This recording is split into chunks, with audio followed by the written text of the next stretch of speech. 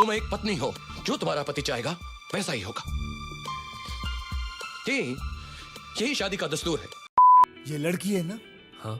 बस तो ये सी है। किसी तरह जुगाड़ लगा के उससे सेक्स हासिल कर लेना तो बलात्कारी भी हम हैं। Hey everyone, welcome to Scene by Scene. Bollywood, much like every other field, has been a male-dominated industry. The result of that dominance is the lack of women leads, a lack of representation, and often misrepresentation in stories. प्रीति, चुन्नी ठीक करो. To gauge how well the relevance of the female leads with respect to the plot of the story is, there are multiple tests that have been introduced. In a TED Talk, Uma Vangal describes two such tests. Every time you go to watch a film, run a certain series of tests that are internationally recognized to read the female characters on screen. The sexy lamp test. Remove the woman out of the film, replace her with a sexy lamp. If the story still makes sense, she was nothing more than a sexy lamp. 3. The Makomori test, that demands that women have distinctive character arcs and narrative roles to play. Sadly, a number of Bollywood movies that have minted huge amount of money at the box office fail at these tests miserably. A study done on 4,000 films further tells us about the imbalance of this portrayal. It revealed that while males are generally introduced with respect to a profession, females on the other hand are either introduced using their physical appearances or in relation to another, usually main character as daughters, sister, or love interest. So today, we'll list down 6 such hit films that have misrepresented and sometimes even regressed the portrayal of women in the stories.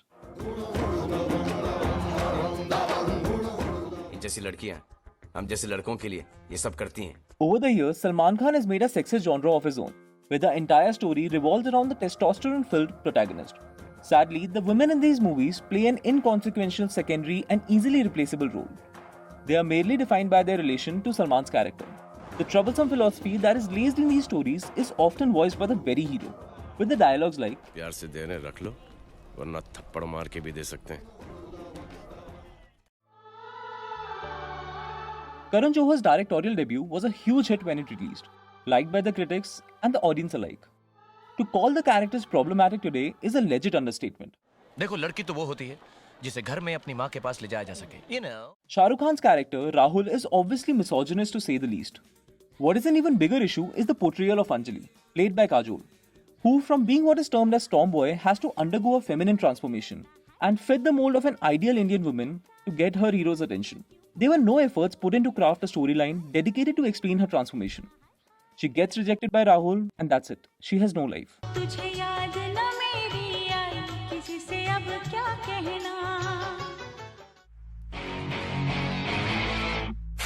An obvious candidate for this list is Shahid Kapoor's 2019 film Kabir Singh.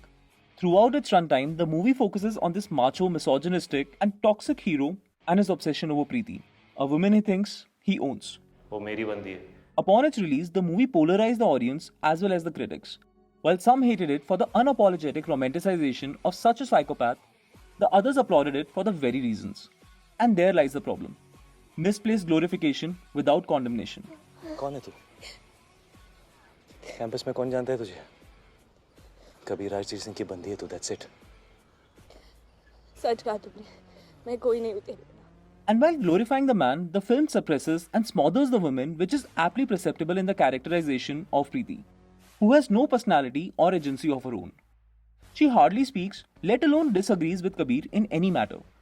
Her passivity and submissiveness in their relationship is displeasing to say the least.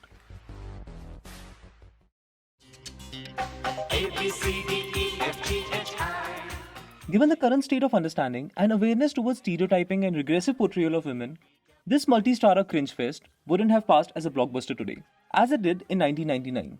The movie glorifies gender roles and the domestication of women.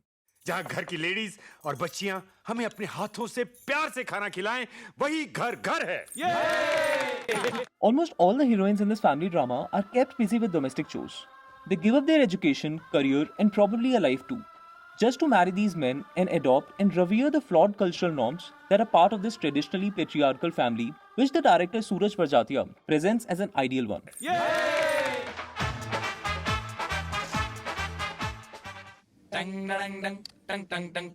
When it released, the movie was considered quite entertaining, especially amongst the young male audience, and the box office numbers echoed this claim. Kartik Aaryan's angry rant against his girlfriend was praised for its comic writing and stellar performance. Problem ये है कि वो लड़की है और क्या problem है इन लड़कियों को ना कोई खुश नहीं रख सकता A happy woman is a myth. What lies underneath this garb of comedy is the sexist, stereotypical depiction of whole gender.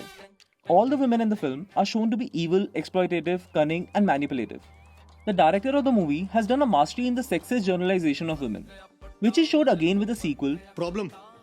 Problem ये है कि वो लड़की है और क्या प्रॉब्लम है DDLJ, to say the least, is the reference point for romance and for Hindi cinema. The film tells the story of Raj and his adventures.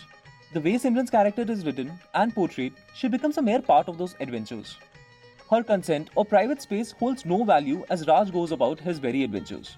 The movie re-emphasizes the gender roles in the very introduction of these characters. While Raj is introduced as an outgoing, sporty go-getter, Simran, on the other hand, is the thing to get, as she dances scantily clad in a towel, to a song that talks about the man who is going to take her.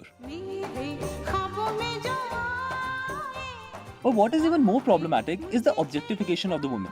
The heroine just becomes a commodity that is supposed to go from the father to a man that he has chosen for her. सिमरन से एक बार पूछ लेते तो अच्छा था। क्या बात कर रही हो? There is no stress or effort to depict Simran's life, education, or even a prospect of a job. She is raised just to marry. Her dreams mean nothing.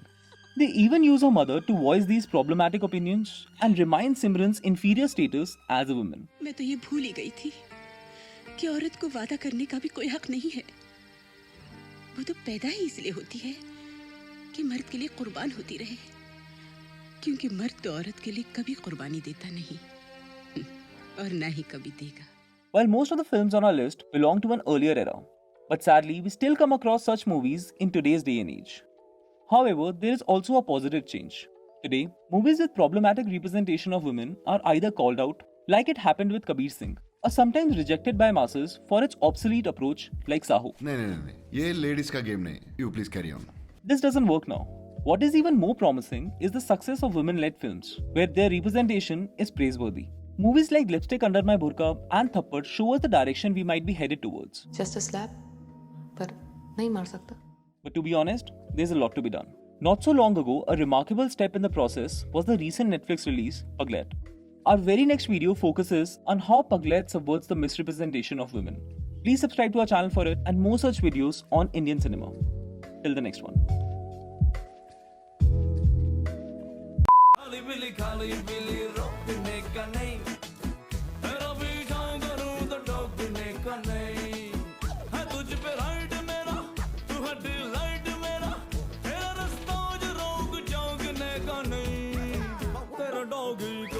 भौंकने का नहीं, तेरा पीछा करूं तो रोकने का नहीं, खाली पीली रोकने